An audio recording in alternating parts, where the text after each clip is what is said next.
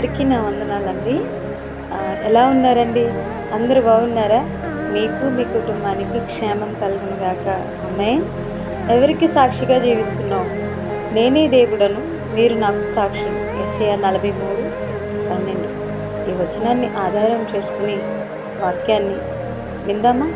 నేటి దినాలలో చాలామంది రోగములతో, దీర్ఘకాలిక వ్యాధులతో, దయ్యములు పట్టిన వారితో చెప్పే మాట, ఫలానా మందిరములకు వెళ్తే అక్కడ పాస్టర్ గారు ప్రార్థన చేస్తే దయ్యములు పోతున్నాయంట. అక్కడికి వెళ్ళి మనం ప్రార్థన చేస్తే 7 వారాలు ఉపవాసం ఉంటే, మొక్కుకుంటే మనం ఏం అడిగితే అది వస్తుంది అంట.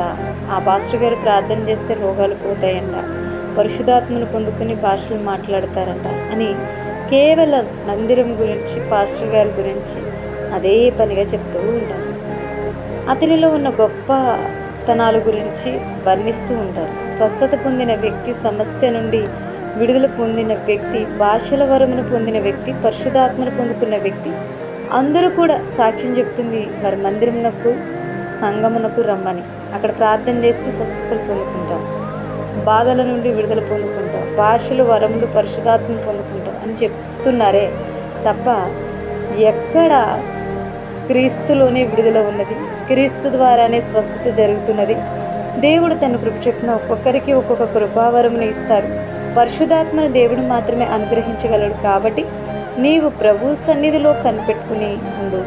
ప్రభు పాదాలను పట్టుకో, మానక విసుగక ప్రార్థన చేయి. పరలోకమందున్న మన గొప్ప తండ్రి తప్పక వీటిని అన్నిటినీ మనకు అనుగ్రహిస్తారు అని చెప్పడం లేదు. కానీ ఆ మందిరంకు వెళ్ళు, లేదా మా సంఘంకు రా, మా అన్న ద్వారా నీకు ఇవన్నీ వస్తాయి అని మాత్రమే చెప్తున్నారు.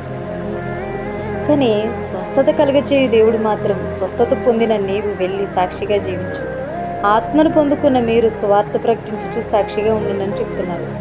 నీ ఎడల దేవుడు చేసిన కార్యములను వివరించు అని చెప్తున్నారు. అప్పుడు యేసు ఎవరితో నీ ఏమి చెప్పకు సుమి, కానీ నీ వెళ్ళి వారికి సాక్షార్థమైన ఈ దేహంని యాజకునికి కనబరుచుకుని మోసే నియమించిన కానుక సమర్పించమని వారితో చెప్పింది. మత్తయి సువార్త 8:4. నీవు నీ ఇంటి వారి యొద్దకు వెళ్ళి ప్రభు నీ యందు కనికరపడి నీకు చేసిన కార్యములన్నిటి వారికి తెలియజెప్పమని. మార్కు 5:19. పరిశుద్ధాత్మ మీ మీదికి వచ్చినప్పుడు మీరు శక్తి నొందెదరు గనుక మీరు యెరూషలేములోను, యూదయ, సమరయ దేశంలో ఎంతటను బూది గంతముల వరకును నాకు సాక్షులై ఉందిరని వారితో చెప్పింది.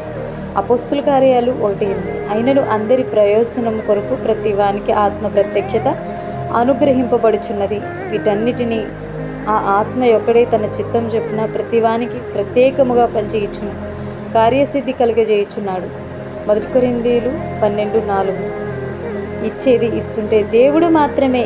కాబట్టి మనం ఎవరికి సాక్షిగా ఉండాలి అంటే మన సంఘ కాపరికి కాదు, కానీ దేవునికి సాక్షిగా ఉండాలని దేవుడు చెప్తున్నారు. ఓ విశ్వాసి, నీవు సాక్ష్యం చెప్తున్నది ఎవరి గురించి? నీ కాపరి ద్వారా, నీ సేవకుని ద్వారా ఎన్ని అద్భుతాలు జరిగాయో, ఎంతమంది స్వస్థత పొందారు? నీ సేవకునికి, మీ ఆత్మీయ అన్నకి లేదా తండ్రిగా ఉన్న తలంతులు ఉన్నాయో తన ద్వారా ఏమి పొందుకోగలుగుతున్నావో వాటి గురించి, మీ మందిరంలో జరిగిన కార్యముల గురించి సాక్ష్యం చెప్తున్నావా? లేక క్రీస్తు చేసిన కార్యముల గురించి, క్రీస్తు గురించి సాక్ష్యం చెప్తున్నావా? సరి పరీక్షించుకో, సరి చేసుకుంటావని ఆశపడుతున్నాను. గాడ్ బ్లెస్ యూ అండి. అందరికీ నా వందనాలండి.